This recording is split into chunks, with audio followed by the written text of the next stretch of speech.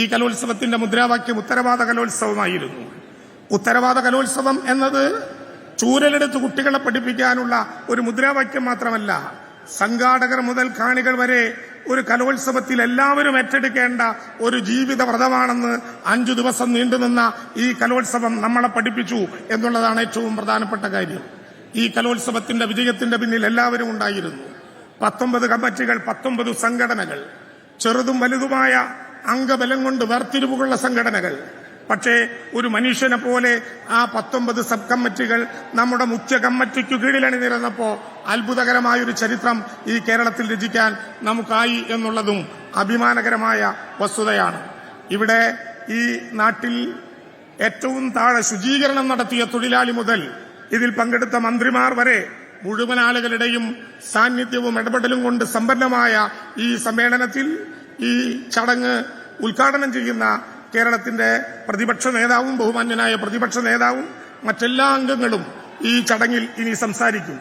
ലാലേട്ടൻ ഈ ചടങ്ങിൽ എത്തിച്ചേർന്നിട്ടുണ്ട്. ഇത് തൃശൂർക്കാരുടെ മുമ്പിൽ ശബ്ദം കേട്ടാൽ ആളുകൾ വിചാരിക്കും കൂക്കായിരിക്കുമെന്ന്. ഇത് കൂക്കല്ല, തൃശൂരിന്റെ ഒരു ആരവമാണ്. അത് ഞങ്ങൾ പൂരത്തിന് ചെന്നാലും പൂരപ്പറമ്പിലെത്തിയാലും ഈ ആരവം ഇങ്ങനെ മുഴക്കിക്കൊണ്ടേയിരിക്കും. അറിയാത്തവർ വിചാരിക്കും ഇത് അസ്വസ്ഥതയാണ്. ഇത് അസ്വസ്ഥയല്ല, ആവേശത്തിന്റെ അഭിമാനത്തിന്റെ അടയാളപ്പെടുത്തലാണ്. ഇതെല്ലാ വരികളിലും ഇങ്ങനെ നിറഞ്ഞു നിൽക്കും. ലാലേട്ടനോട് ഒറ്റ കാര്യം പറഞ്ഞ് ഞാൻ അവസാനിപ്പിക്കാം. ഞാൻ വന്ന് ലാലേട്ടനെ സ്വീകരിക്കുമ്പോൾ ശിവൻകുട്ടി മന്ത്രി പറഞ്ഞത് ശരിയാണോ എന്നാണ് സത്യത്തിൽ ഞാൻ ആലോചിച്ചത്. ഞങ്ങൾ ഒരുമിച്ചിരിക്കുമ്പോൾ ശിവൻകുട്ടി മന്ത്രിയോട് പത്രക്കാർ ചോദിച്ചു, ലാലേട്ടൻ ഇന്ന് ഏത് വേഷം ധരിച്ചു വരും? പലരും പലതും പ്രതീക്ഷിച്ചു പല വേഷത്തിലും വന്നിട്ടുണ്ട്.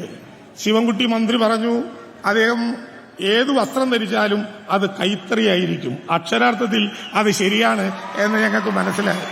അപ്പോഴാണ് ഈ നാട്ടിലെ ഏറ്റവും സാധാരണക്കാരായ മനുഷ്യന്റെ നന്മയെക്കുറിച്ച് ഒരു കലോത്സവത്തിന് നൽകുന്ന ഉത്തരവാദിത്ത കലോത്സവത്തിന്റെ സന്ദേശം കൂടിയാവുക. ആത്മാഭിമാനത്തോടെ 64ാമത് സ്കൂൾ യുവജനോത്സവത്തിന്റെ തിരശീല വീഴുമ്പോൾ എല്ലാവരാലും ഒരു പരാതിയുമില്ലാതെ നടക്കപ്പെട്ട ഒരു സമ്മേളനം, ഒരു കലാപൂരം എന്ന നിലയിൽ ഇതിൽ പങ്കെടുത്ത് സഹായിച്ച എല്ലാവരോടും നന്ദി രേഖപ്പെടുത്തിക്കൊണ്ട് ഈ കലോത്സവം ഉദ്ഘാടനം ചെയ്യുന്നത് ബഹുമാന്യനായ പ്രതിപക്ഷ നേതാവ് ശ്രീ വി ഡി സതീശനാണ്. സ്നേഹപൂർവ്വം ആദരപൂർവ്വം ഈ ചടങ്ങ് ഉദ്ഘാടനം ചെയ്യാൻ അദ്ദേഹത്തെ ക്ഷണിച്ചുകൊണ്ട് ഞാൻ എന്റെ വാക്കുകൾ അവസാനിപ്പിക്കുന്നു. നമസ്കാരം.